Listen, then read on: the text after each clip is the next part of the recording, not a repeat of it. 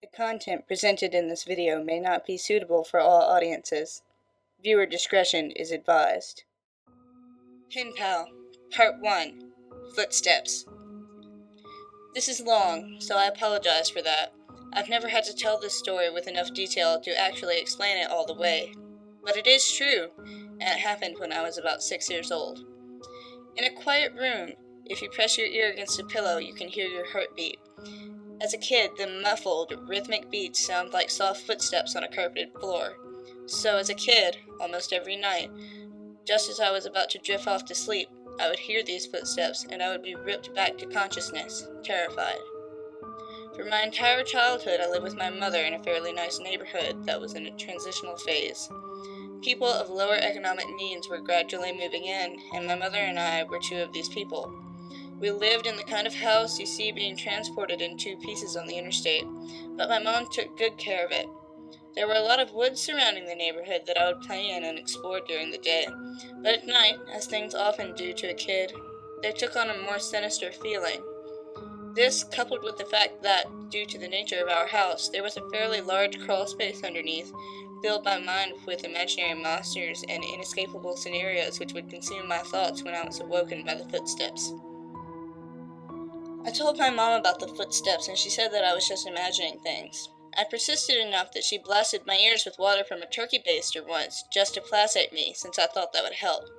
Of course it didn't.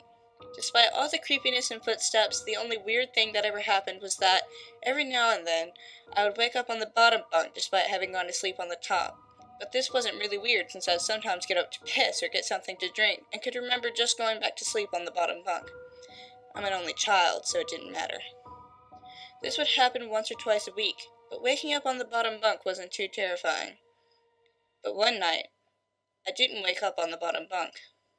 I had heard the footsteps, but was too far gone to be woken up by them, and when I was awoken it wasn't from the sound of the footsteps or a nightmare, but because I was cold.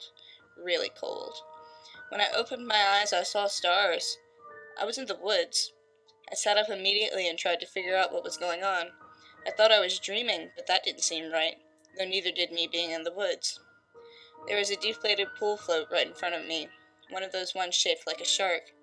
This only added to the surreal feeling, but after a while it seemed like I just wasn't going to wake up because I wasn't asleep. I stood up to orient myself, but I didn't recognize these woods. I played in the woods about my house all the time, so I knew them really well, but if these weren't the same woods, then how could I get back out? I took a step and felt a shooting pain in my foot, which knocked me back to where I had just been laying. I stepped on a thorn.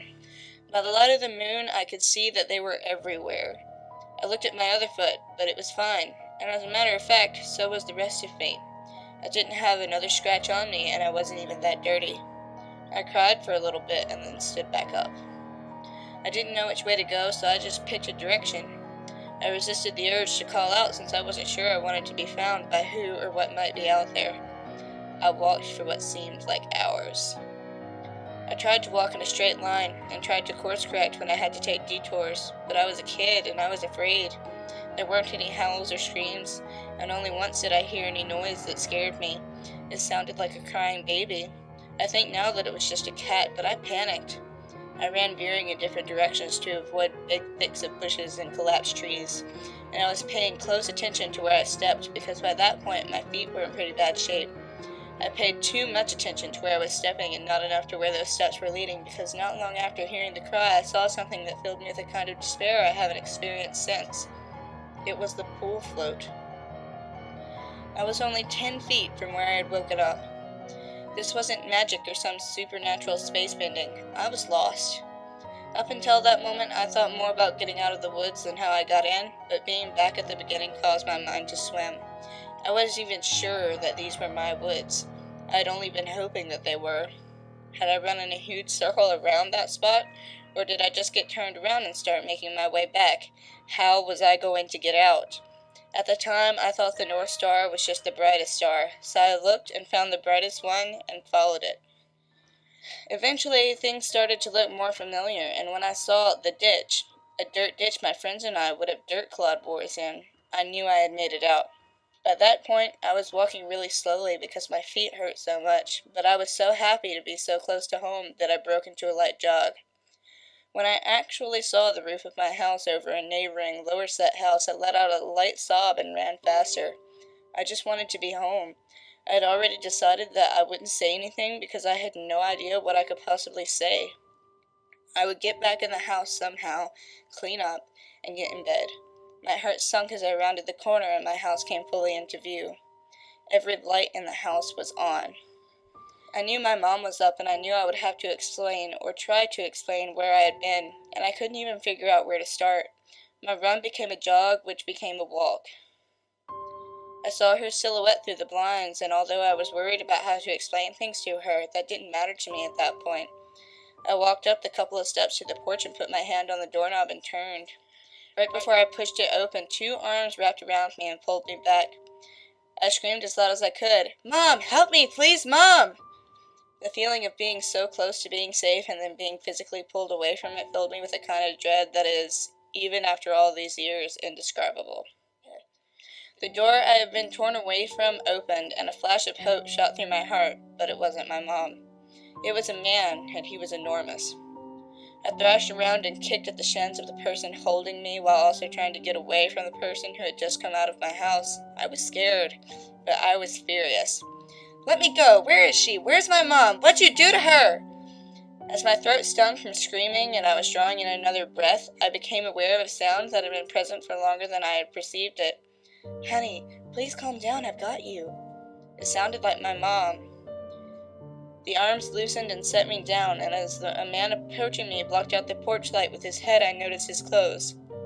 He was a cop. I turned to face the voice behind me and saw that it really was my mom. Everything was okay. I began to cry, and the 3 of us went inside. "I'm so glad you're home, sweetie. I was worried I'd never see you again." By that point, she was crying too. "I'm sorry. I don't know what happened. I just wanted to come home. I'm sorry." "It's okay. Just don't ever do that again. I'm not sure me or my shins could take it." A little laughter broke through my sobs, and I smiled a bit.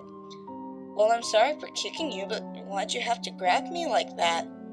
"I was just afraid that you'd run away again." I was confused. "What do you mean?" "We found a note on your pillow," she said, and pointed at the piece of paper that the police officer was sliding across the table.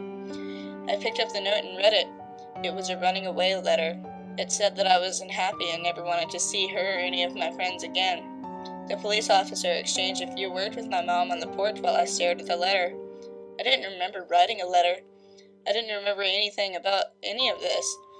But even if I sometimes went to the bathroom at night and didn't remember, or even if I could have gone into the woods on my own, even if all that could have been true, the only thing I knew at this point was, this isn't how you spell my name.